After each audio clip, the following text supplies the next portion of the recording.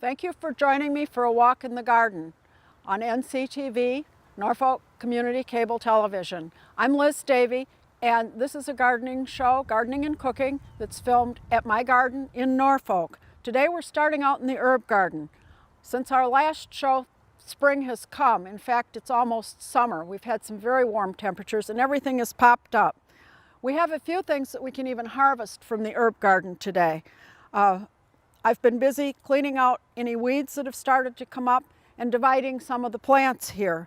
But we have sorrel that we can pick, and this is the sorrel. It's best when it's young. It's a very acidic herb. It's very popular in many French and other European dishes, and we'll use some of it to cook with today. The other thing we can use are chives. They are starting to set buds, but you can harvest them now. And you'll notice I've harvested this plant already. And the best way to harvest chives is with a pair of scissors. You can just snip it off in large bunches and then cut it up with the scissors for use. Again, we'll be using some of that, and that's why I cut it off. If herbs have not come up or haven't leafed out, and we have a few back here that are in that category. This is a sage plant. This one is no longer worth saving. So we'll just take that one out. Fortunately, we have another one right next to it that did do well over the winter, and that one we'll keep. So it's no loss. It's time to start adding to the herb garden, and you can add things like thyme and sage, mints, tarragon, oregano, any of the hardier herbs, the ones that would come back next year. It's still a little too early for the tropical herbs like lemon verbena and pineapple sage. They're very tender, and though our weather has become very warm, we aren't sure it's going to stay that warm. It's a little atypically warm right now, and it may turn a little chilly again before Memorial Day. After Memorial Day, it's generally safe to add those things, unless it's a very unusual season. Now let's move over to the perennial garden. The perennials have mostly all come up now. At least you can see a green tuft. Some of these will be very tall when they're completely up. And the bulbs have been blooming beautifully, at least the ones that the deer didn't get. This was a lovely bunch of tulips, but I missed it with my deer spray. And you can see what happened. I just have some leaves. Hopefully, if I leave those leaves and let them ripen, as I do the rest of the bulbs, they may come back and bloom next year. These are daffodils that have finished blooming, and what I'll do is just cut them off, and I usually just put them near the plants. What they're doing is trying to form a seed head. And not only does it make your garden look neater, but by preventing them from forming a huge seed head, it will help strengthen the roots of the plant. All of the spring bulbs need to be left in the garden to ripen. It gets to be a bit of a problem, but if you plant other perennials near them that cover up their ripening foliage, it won't look too bad because you'll have other things covering. A traditional partner for daffodils is daylily, because the daylily is just starting to emerge, but this will get a lot taller and cover the fading foliage of the daffodil as it turns brown and eventually dies off. That's how the bulbs make energy for their bulbs that are underground so that they can bloom next year. We have a few late tulips in bloom. Everything kind of bloomed at once this year, which gives a lovely show in the garden, but it goes by rather quickly. Again, all of these will be clipped off. It's not too soon to start thinking about adding plant supports. And there's a variety of them available.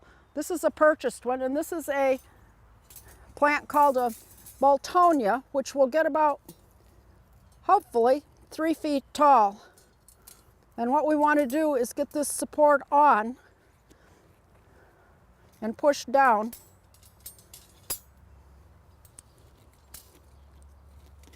before it gets too tall. And this will go down into the ground a bit more. The plan is that when it starts to flower, it will fill this. You won't see the support, but the plant will be supported and won't flop over. Other supports I make, like this, and these are basically tomato cages. The price is right, and I use bolt cutters to cut between the sections of the tomato cage. And those can go over smaller plants, like this perennial geranium, just to hold it up a little bit and keep it from sprawling. This again would go on one of the taller plants. You can get about 3 sizes from one tomato cage, and they're very handy to have so that you can put them over your plants and help support them. And then you can move them around and save them from year to year. These are rusty tomato cages. They fit right into the garden, and they hardly show once the plants grow up over them. Another thing you want to do with your bulbs is, if you haven't used bulb fertilizer on them, sprinkle a little around them as they continue to grow after they've bloomed, if you didn't do it before they bloomed. This gives them a little extra to help, again, form the root structure, bulb structure necessary for next year's blooms. Another thing you need to do is note where your bulbs are now and where you might want new ones next year. Do you have a spot that needs a little color right now? Make a note of it, and the best way to keep track of it is to use your phone or a camera and just take a picture of the bulbs as they're in bloom. And make sure you have some sort of point of reference. Remember, the bulbs and their foliage will be gone by the time you plant the bulbs this fall. So you want to know what plants they're near, or whether they're near a taller plant like this rose, or perhaps the arbor, or another rose over here, or iris. These will still be there, so you'll know where you need to add those bulbs, so you won't plant them on top of bulbs you've already planted. Again, that foliage will be gone at bulb planting time. Now let's move over to the vegetable garden. The things that we've already planted in the garden are coming up nicely in spite of the fact that we haven't had too much rain. I have needed to water strawberries, and I've watered the peas as well. I have my straw, and I'll be mulching these crops as soon as it rains. I'd like to have the ground nice and damp when I put my mulch down, so it'll hopefully keep some of that moisture in the ground. I bought 4 bales of straw for this garden. You don't want to get hay. Hay will grow and you'll have a crop rather than a mulch. The spinach is up, the arugula, radishes, lettuce, and onion seeds. Those are scallions. We also have peas that are up, and I've put up a pea fence this year. Many years I've used just brush and stuck that in the ground amongst the peas so that they can climb on that. This year I found a little plastic mesh fence, and it's almost invisible, but I put it on fence posts. My peas are at most 3 feet tall. They're a dwarf variety, and we have 3 different types of peas. The shell peas, snow peas, and snap peas, the ones that you eat, both the pod and the peas. This is the parsley that came up from last year. It's on its 2nd year, so once it goes to flower, it'll also go to seed, and then it will die back. I will also be planting new parsley very soon, but we can use this right now and have a nice early crop of parsley. Otherwise, parsley takes a while. These are the strawberries. They're doing quite well, and they will put out some blossoms a little later. Since this is their 1st year, I will need to take those blossoms off. It hurts to do it, because you miss out on strawberries from a new crop the first year, but it will strengthen them and they'll put out runners and we'll have lots more strawberries next year. I have some of my old strawberries a little further down, and those we should get a few berries from. They are playing out, however. About every 5 years you need to start a few more. It's time to plant some more crops. I won't be putting in my tomatoes and peppers just yet, though this year we might be safe. But we can plant things like lettuce and other greens and roots. And I'm going to start by planting right here some lettuce. And you just want to, I've made a furrow already with my hoe, and I'll just very thinly spread the seeds.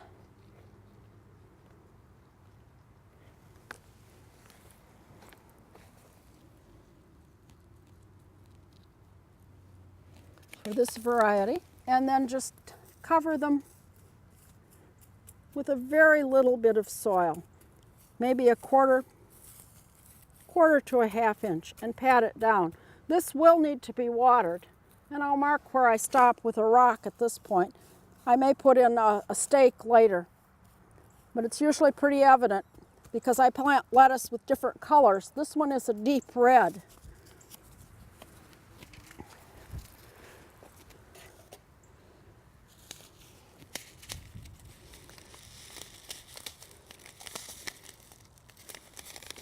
In the next row, I'm going to put my root crops, and we'll start with some beets, and these are golden beets.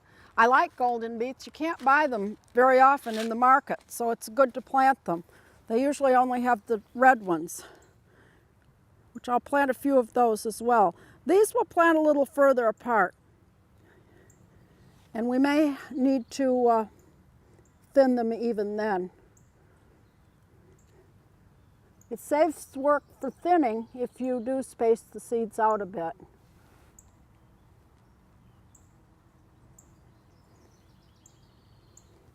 And again, we'll just pat these in.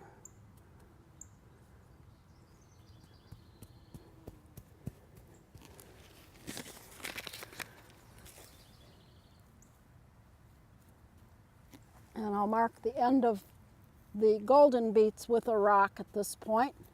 We have plenty of rocks in this garden, and I keep getting rid of them, but they keep emerging every spring.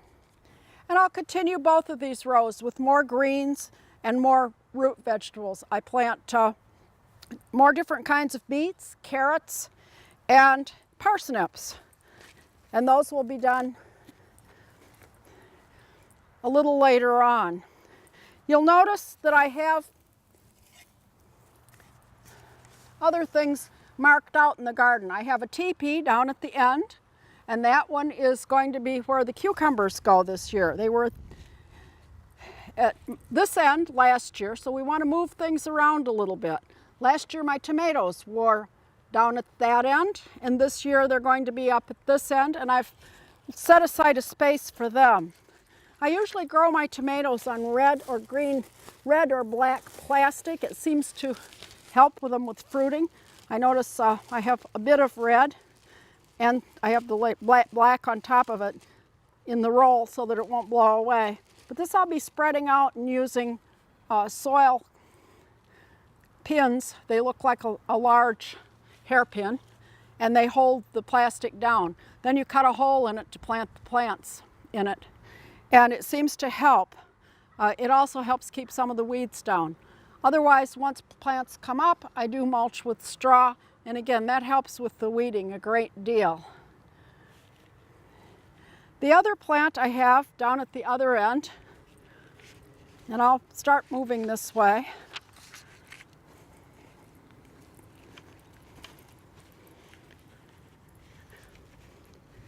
is lovage. And I'll be using some of that today. Lovage has a celery, kind of a celery anise flavor. It's you don't use much of it, but again, it's an old-fashioned herb that is coming into more favor according to some of the websites that I've been reading. More people are discovering lovage. One reason is probably because it grows so well and it's a perennial. It's one of the first things to emerge in the garden, and once you have it forever. And it just is really nice. Even a sprig of it in a Bloody Mary is kind of a nice garnish, and it gives it a celery flavor.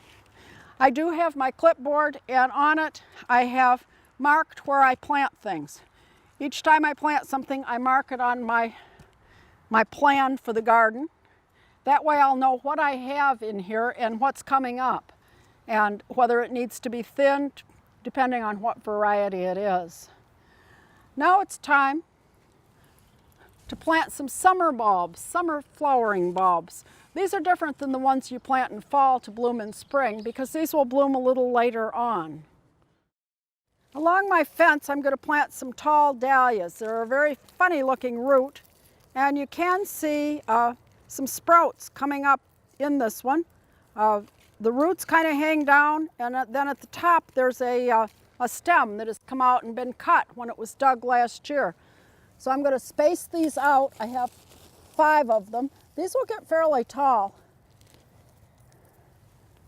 And I planted them along the fence so that I can use the fence to support them, perhaps, as they come up. Looks like we have more than 5 in this bag. This one has a nice sprout already. And we can put this one up here. And that's all we have.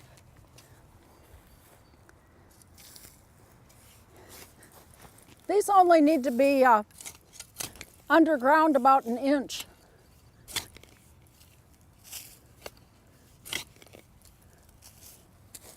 And the soil's pretty good right here. We want to make sure that stem part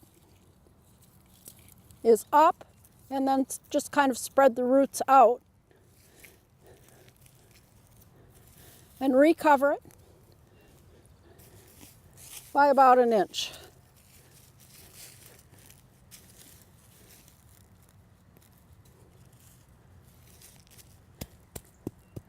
Pat it down well, and we'll keep that watered and watch for them to emerge. I'll continue with the others later, so that we'll have a row of dahlias. Over here I've replanted a clematis. It's starting to come up. I dug it from the other side of the garden and moved it over here. It was too tall for the stand that I had it on. This is a little taller space for it, and I got a new one for over there that's a little bit shorter.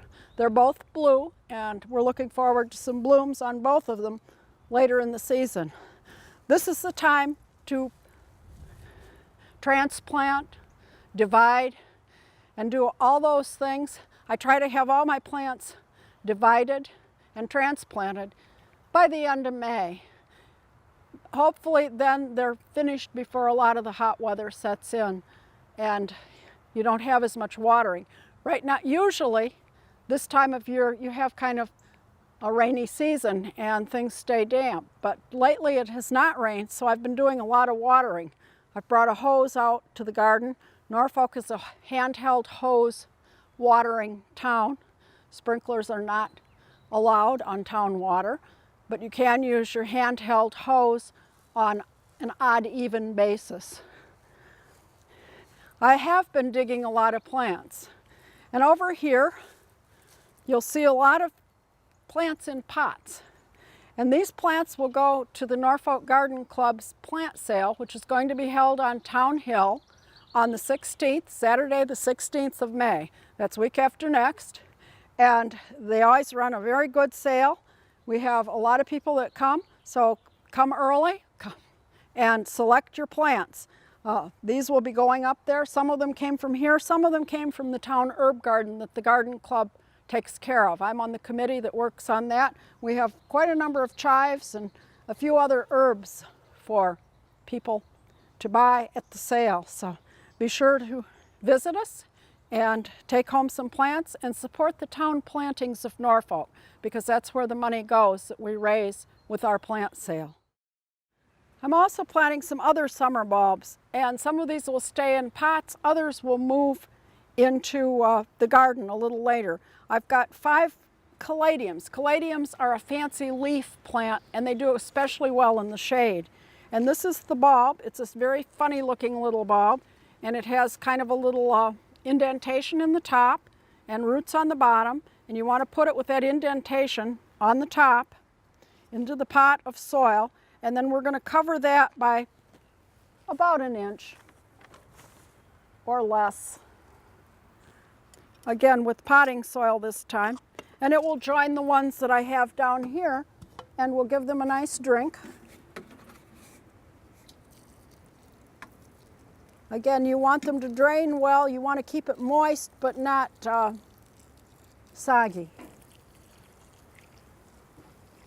And I've just used a variety of pots on these. As I said, some will be transplanted into the ground once they've come up. You could plant them in the ground right now, but I like to give them a start in the pot in case we have a cold spell, and then I can bring them inside. The other thing I want to plant is a begonia.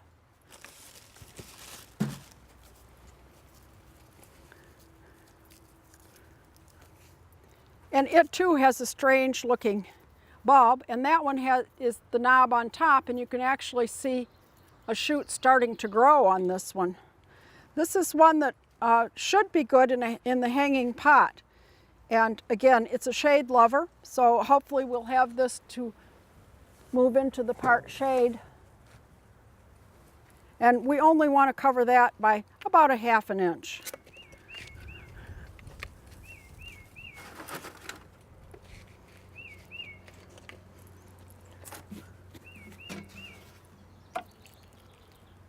And I'll water that in well and leave that right here on the bench. Since they are shade lovers, it gets a little more shade over here, and we'll watch that and see how that does and whether it comes up. Now it's time to go back to the shade garden.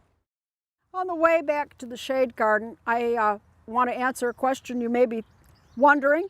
And if you have a lot of crocuses, either in your lawn or in flower beds, and you also have grass coming up in those flower beds, how do you know what to pull and what to leave? And there's a good tip. A crocus, whether it's an early crocus or this is one of the later ones that have broader leaves, but they all have a white stripe down the middle. This is grass, which is going to come out, and it doesn't have a stripe. So always look for the little white stripe. It may be very tiny, and the crocus themselves may be very tiny, especially if they're young, but you will have a white stripe if it's a crocus, and you won't if it's grass. So go ahead and pull the ones that don't if they're growing in your path. I'll leave the crocus in the path for next spring, but we'll get rid of the grass. Now let's head back by the pond. Since we visited the pond last time, I have had an opportunity to put in the pump, which sits on the floor of my pond and waterfall, and it's piped from the floor of the pond to the waterfall. A skimmer, and this collects all the debris. This is essential if your pond is in the shade. First I didn't have one, and everything collects on the pond and then goes to the bottom. The skimmer helps. You do need to clean it out in the spring about daily. When summer comes and less is falling from the trees, it's a little better. Then in the fall, again, you need to empty it more often. I also have put in an aeration unit, and you'll see some bubbles down in this area. Also on the other side, this adds a little air to the pond, and this is good for the fish. I have 9 or 10 fish. I had 9 gold ones and 1 black one, and I haven't seen the black one yet. The pond is still in the process of clearing out.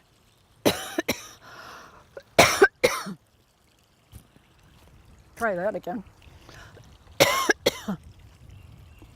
The pond is still in a process of clearing out, so we may have another fish or 2 that I haven't seen yet that are darker colored. They do need feed every day, which I keep in the shed.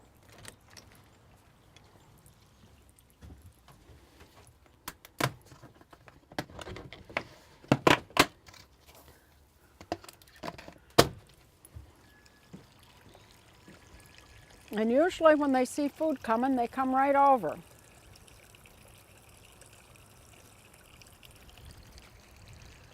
They are hungry. They eat more when the weather's hotter. Remember, they're fish, and their body temperature follows very closely the temperature of their environment. They eat very little or none at all during the winter, but on a hot summer day, they will eat quite a bit. They can be fed 2 or 3 times, and they'll be very anxious to have it. I'll be putting in my water plants probably in another week or 2. They've wintered over inside. I'll also probably buy a few more. Now's the season to buy new plants, but I'll wait a little while longer. Again, they're tropical plants, and I don't want to put out tropical things too early. They refuse to grow unless they have tropical conditions. The other thing I want to talk about would be hostas. And these are the 3 things I use to successfully grow hosta. I grow a lot of hosta, and there's one right here, there's one over there. We have just lots of hosta in this garden. And hosta can be difficult because deer and slugs also like hosta. And so one of the things I do, first of all, I want strong plants, and I use a little tomato fertilizer around each plant. The next thing I use is a product called Sluggo, which is a slug repellent, and it's an iron repellent so that my friend here doesn't get poisoned. I don't like to use a lot of poison. This is something the plants need anyway, iron, and the slugs will die when they consume it, or at least they won't come around. So I just keep that sprinkled around each of my hosta plants, especially when they're young. They're most vulnerable when they are in this young stage, because once you get a hole in one of those huge leaves as it develops, it stays there forever.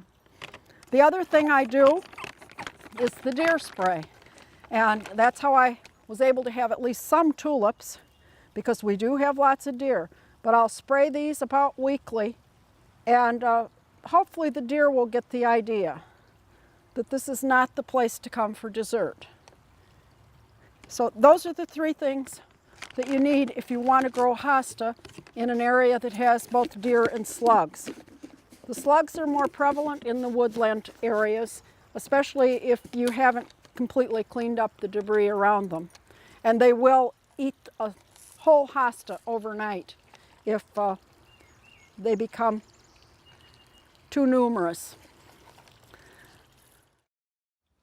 I've moved some of the things we've started inside out to, and also I have divided them or transplanted them into larger containers. They were in small cell packs, like some of the things you see in back, but now I've moved the tomatoes to larger pots, and they've come out to this sunshed, which gets a good deal of sun. I've also used fish and seaweed fertilizer on them. I learned a couple of years ago not to use this in the house because it smells absolutely like dead fish. Out here with some ventilation from my window and my door open, it isn't too bad. And also I can go inside, but it's not something you want to use much inside. Very good for the plants, but it's not very good for the nose. Now, let's go in and see what we can do with some of the things we picked. Today I'm going to be making several things that from things we harvested in the garden. The sorrel, lovage, parsley, and chives. And the first thing I'm going to make is a frittata, which is an egg dish. And this one is kind of a side dish. And I'll use eggs.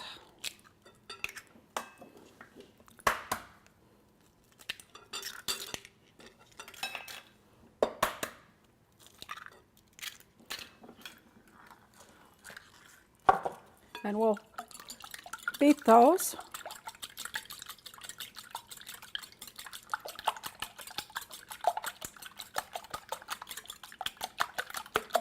And this is with potatoes and onions, and the onions have been browned.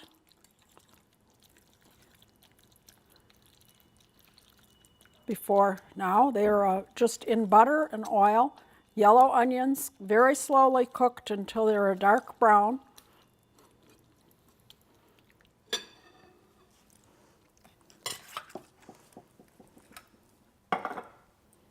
And then I've also roasted half a pound of potatoes and sliced them, and those go in. This would make a good luncheon dish. And then the next thing we'll add is the chopped lovage, and a good tablespoon of that.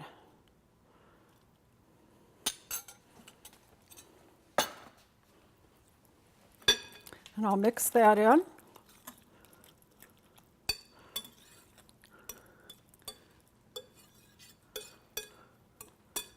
Caramelized onion, lovage, and potato frittata. And I've already melted some butter and oil, and I have my stove on low, and we'll pour this into the frying pan.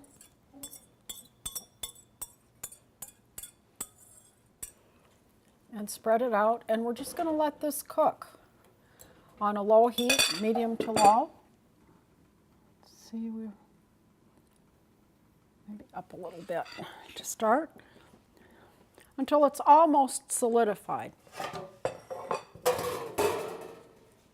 The other thing that I had made is some soup, and this is a soup made with lentils, sorrel, carrots, celery, parsley, and all of these things were cooked together and then pureed in the food processor. To finish it off, I will add half a cup of cream. It's a cream soup. This will be a starter. And we'll just heat that up and then serve it with some garnishes. So it's a sorrel and lentil soup. Sorrel is often used for soup. It's one of the classic French dishes. This is the first time I've tried it with the sorrel. And we'll let that heat and see how our frittata is doing. We may have to turn it up a bit.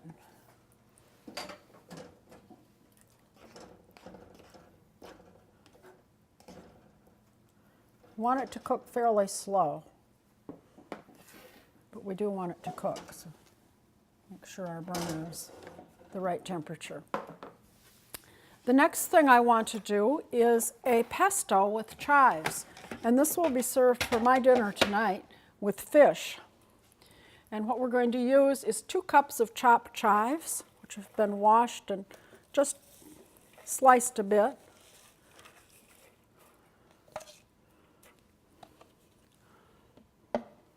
We'll add a clove of garlic, which has been minced, 1/3 of a cup of almonds, 1/2 a cup of Parmesan cheese, and then we'll just blend that up a bit.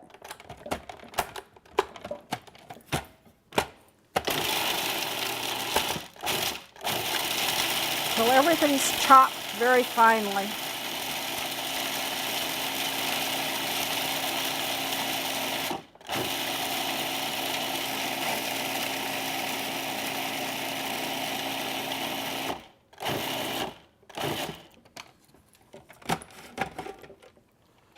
Now I'll add about 1/4 of a cup or a little less olive oil.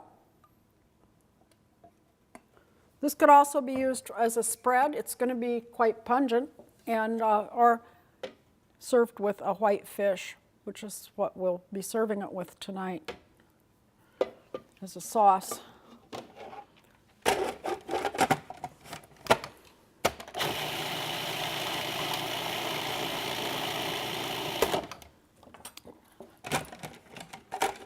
Mix it down a little bit.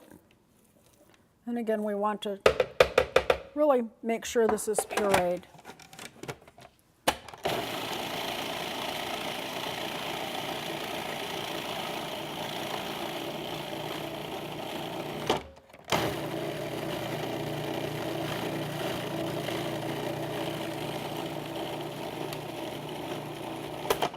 need a little more olive oil.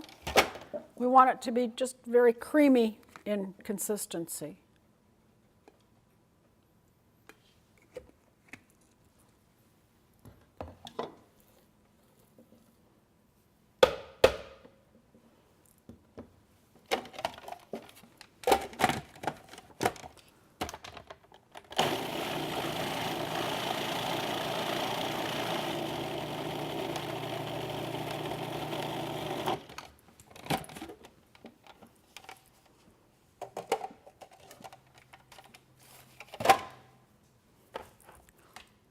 I think we're ready to put this into a bowl.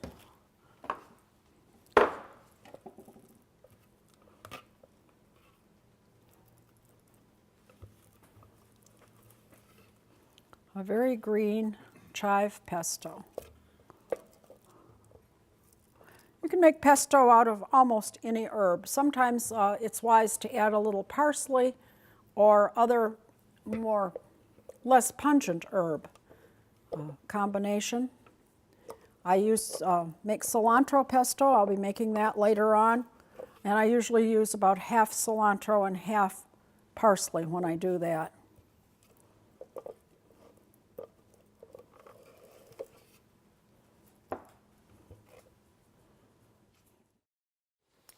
To finish off the frittata, which is now the eggs have started to congeal, I'll just put a lid over it. An alternative thing, and I use a pizza pan because it happens to fit.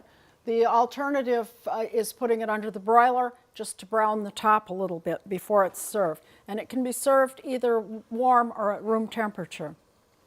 This will finish cooking. In fact, I can actually turn it off and it will finish right on the heat because the cast iron pan holds the heat. The next thing I want to show are candied violets. You may have noticed my yard is full of these beautiful purple violets. Weeds to some, but I think they're quite nice, and I like to use them as a garnish on things.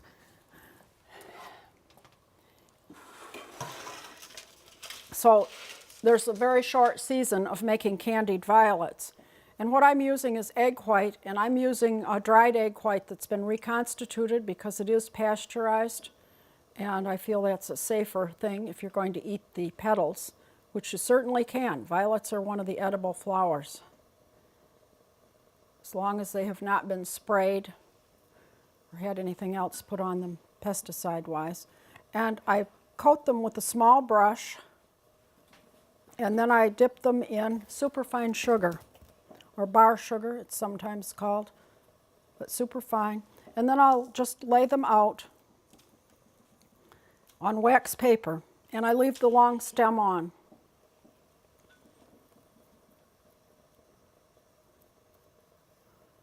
And again, both sides. Yes, it would be easier to dip them, but then the petals stick together and you don't get the lovely shape of the violet. And if you're using it as a garnish, that's what you really want. You want to make sure the petals are coated with the sugar. And then I will just set this aside to dry. I did a few of them this morning, and you can see that they're already starting to get quite dry. And then I store them in a tin like this with the date on it, and I'll store them in the freezer. And they'll last for several years this way. I also do rose petals, and we'll show those later. This is a candied rose petal. Done the same way, if you have a rose that has heart-shaped petals, they make a beautiful garnish on a cake. And we'll put one of those on one of the little cupcakes. And I probably have a few more rose petals left.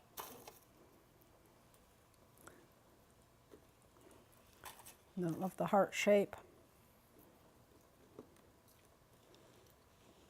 And then you can use either whole violets. The green part tends to be a little bitter, or you can just use a few of the petals arranged on top of a cake. And it really makes a small cake special.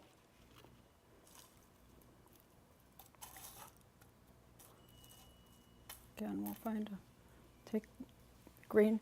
Before I store them, I will take the stem off. The stem will dry completely if you leave these in a dry place for maybe 2 or 3 days.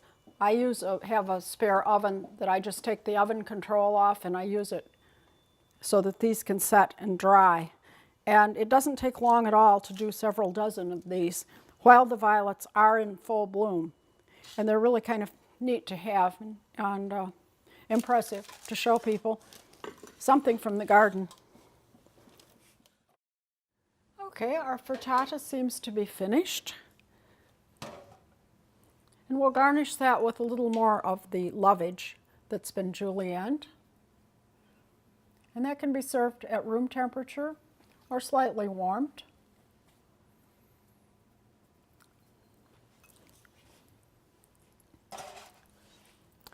And the soup is warm. We'll put some of that in a bowl. This will be just an appetizer serving. Again, it contains a lot of vegetables, quite a lot of sorrel, lentils, carrots, celery. And we'll garnish that with a little Greek yogurt,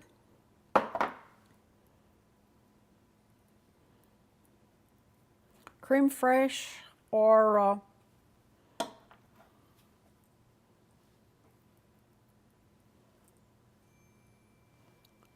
sour cream, and some croutons.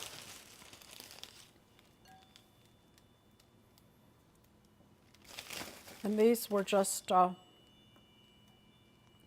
few toasted croutons.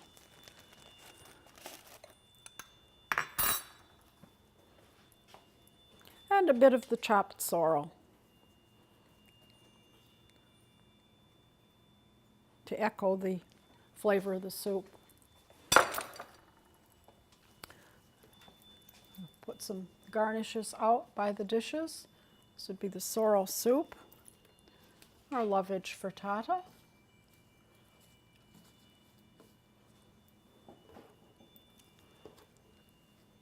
and the chive pesto. And that's what's cooking in my garden today.